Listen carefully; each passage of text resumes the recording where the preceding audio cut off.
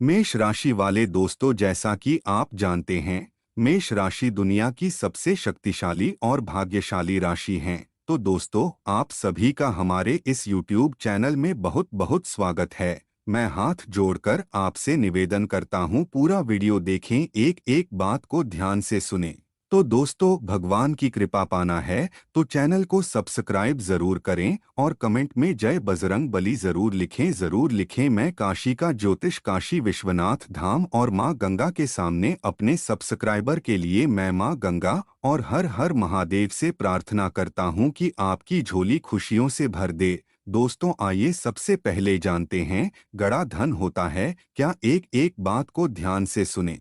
तो दोस्तों, पहले के समय में लोग अपने शरीर पर 3-4 किलो सोना पहनते थे। इसके अलावा खूब सारी स्वर्ण मुद्राएं चलती थी और लोग सोने का मुकुट पहनते थे। इसलिए कभी कभी ऐसा भी होता था कि पहले के समय में जब तिजोरी वगैरह नहीं थी, तब लोग अपना धन एक घड़े में रखकर जमीन में दाब दिया करते थे। हालांकि जब उनके मरने का समय आता था, तब वो धन अपनी औलाद या अपने प्रिय को बताकर जाते थे। लेकिन कई कई बार जब कोई व्यक्ति बिना बताए ही अचानक मर जाता है, तब उसके धन की खोज शुरू हो जाती है। तो दोस्तों, अब जानते हैं गड़ा धन मिलने के संकेत। एक, जिस भूमि के आसपास जल स्रोत नहीं होने पर भी वह भूमि नम दिखाई दे और साथ ही आसपास किसी काले सर्प के होने की निशानी दिखाई दे, तो निश्चित ही जान लो कि वहां पर गड़ा धन होगा। 2, जहां की मिट्टी में कमल के फूल जैसी सुगंध आती है, वहां पर धन संपदा छिपी हो सकती है।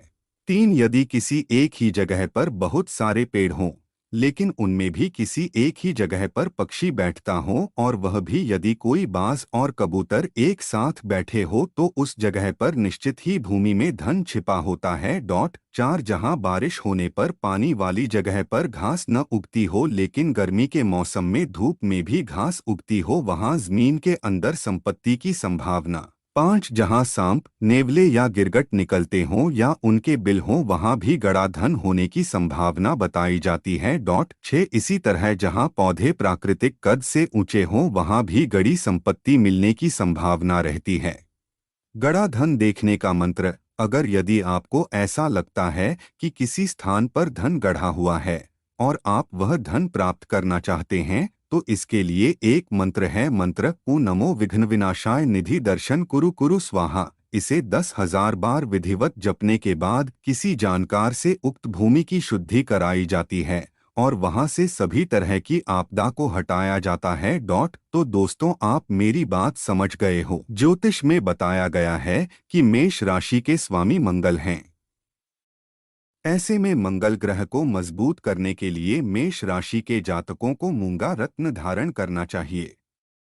ऐसा करने से धन वैभव की प्राप्ति होती है और स्वास्थ्य व पारिवारिक रिश्तों में मधुरता आती है।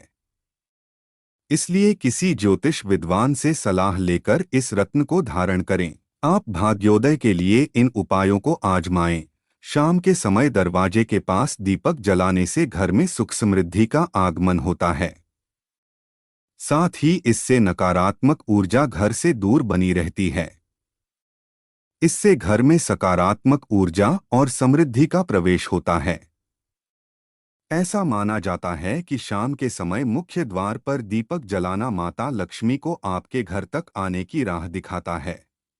आप भाग्योदय के लिए इन उपायों को आजमाएं। शाम के समय दरवाजे के पास दीपक जलाने से घर में सुख समृद्धि का आगमन होता है। साथ ही इससे नकारात्मक ऊर्जा घर से दूर बनी रहती है। इससे घर में सकारात्मक ऊर्जा और समृद्धि का प्रवेश होता है। ऐसा माना जाता है कि शाम के समय मुख्य द्वार पर दीपक जलाना माता लक्ष्मी को आपके घर तक आने की राह दिखाता है। तो दोस्तों, रोज अलग अलग समय में राहु काल कुछ घंटे के लिए आता है। मैं हाथ जोड़कर आपसे निवेदन करता हूँ, जब राहु काल का समय हो तो कोई शुभ कार्य न करें। इस समय नया काम अशुभ होता है। तो दोस्तों, अभिजीत मुहूर्त प्रत्येक दिन में एक ऐसा समय आता है जिसमें लगभग सभी शुभ कार्य संपन्न किए जा सकते हैं। अभिजीत मुहूर्त रोज 11:45 से 12:15 तक रहता है। अभिजीत मुहूर्त के लिए आपको न पंडित से पूछने की जरूरत है, न ही पंचांग देखने की जरूरत है। तो दोस्तों, रोज अलग अलग समय में राहु काल कुछ घंटे के लिए आता है। मैं हाथ जोड़कर आपसे निवेदन करता हूँ, जब राहु काल का समय हो तो कोई शुभ कार्य न करें। इस समय नया काम अशुभ होता है। तो दोस्तों, अभिजीत मुहूर्त प्रत्येक दिन में एक ऐसा समय आता है जिसमें लगभग सभी शुभ कार्य संपन्न किए जा सकते हैं। अभिजीत मुहूर्त रोज 11:45 से 12:15 तक रहता है। अभिजीत मुहूर्त के लिए आपको न पंडित से पूछने की जरूरत है, न ही पंचांग देखने की जरूरत है।